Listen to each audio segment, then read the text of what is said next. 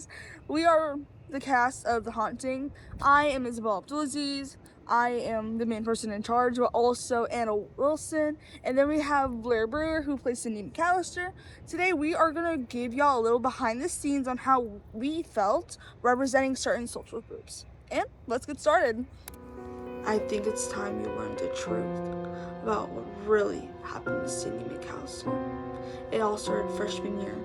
I was dumb, naive, stupid. It all changed after the first girl went missing. Cindy McAllister was known among people as somewhat of a ghost.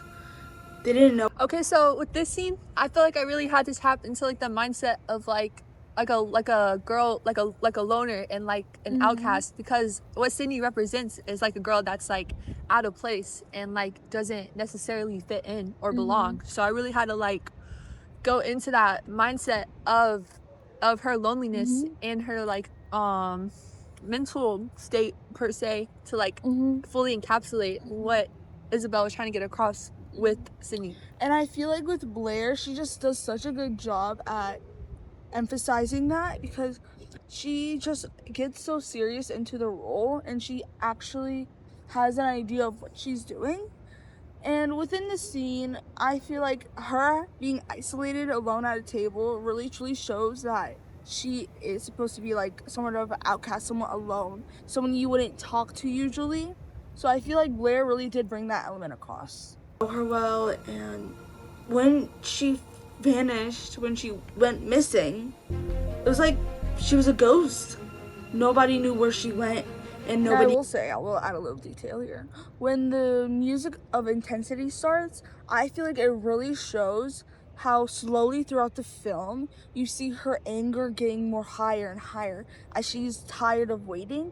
And I kind of want to say this is where the representation of like family, friends, or like people who knew victims of people going missing, or worse, people who get killed or like in a homicide events, I feel like she really starts to show that element when the music begins, because she gets more restless and more tired. Right. You knew where she had gone. Least to say, it was very disturbing when it happened. Something I learned along this investigation is that when people go missing, if they get found, they're really lucky. Hell, they're even luckier if they get found alive. But at this point, I question that luck. I question it even exists. Now, I will say with this scene here of me being disgusted, I was trying to like convey how people feel when they find something they don't want to find. Like, for instance, in this instance, it's supposed to be how Sydney's body was found, because she was helping look for evidence. And in that moment, I just wanted to show how something disgust or something of this nature can what they really could do to a person. And I think in that moment, Blair's camera work skills really helped, because they showed how distraught she was. They showed her face. They showed her body movement. They showed her reaction too. And so like add on to the camera work, like we could use like low angles to kind of like explore the power dynamics through camera work. To show how she's like helpless in the moment, how she can't do anything. Yeah. How in the future references that she could be next. Because at the end, which I won't spoil. You see, after Sydney's body was found, everyone began to point fingers. They didn't question what happened within those 3 days. They began blaming each other without thinking there's something outside of us, bigger than all of us.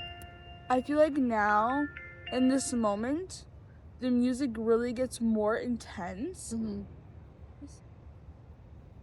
as it goes on, because it's showing that this is her losing it. This is her finally being done.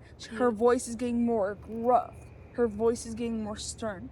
She's showing that she does not want to do this anymore. She is showing that she is done, and that she has standards, that she will continue searching. It's to show that determination that some families have when their loved ones is lost to kidnapping. getting murdered.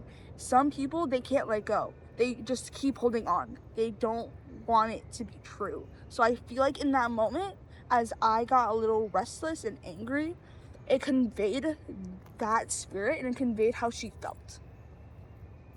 That's when I began to notice that something began to follow me from school, from home. Hell, I have evidence that this. And I just feel like with Blair's work with the camera again, it shows how she got confused when she first started hearing things, and then the next scene when it shows the board, it really does show how far her paranoia has gone, which really leads into the fact that this is a mystery film. This is supposed to be mystery horror. In that moment with that camera work, it really leans into the genre and it really leans into it. And I feel like at the end of the day, it really does support the issues that come with being with kidnappings and all that. It's happening, but no one believes me. But I don't care.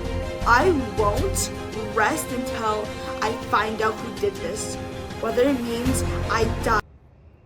And I feel like with the last scene we see of her, she really establishes her loyalty. It really establishes how she feels.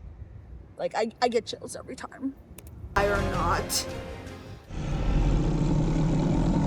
And that was us reacting to the haunting. We hope you enjoy it. We hope that our words stick to you. And it was really nice meeting you guys. And Yes. this is the cast saying, we're out. Bye. Bye.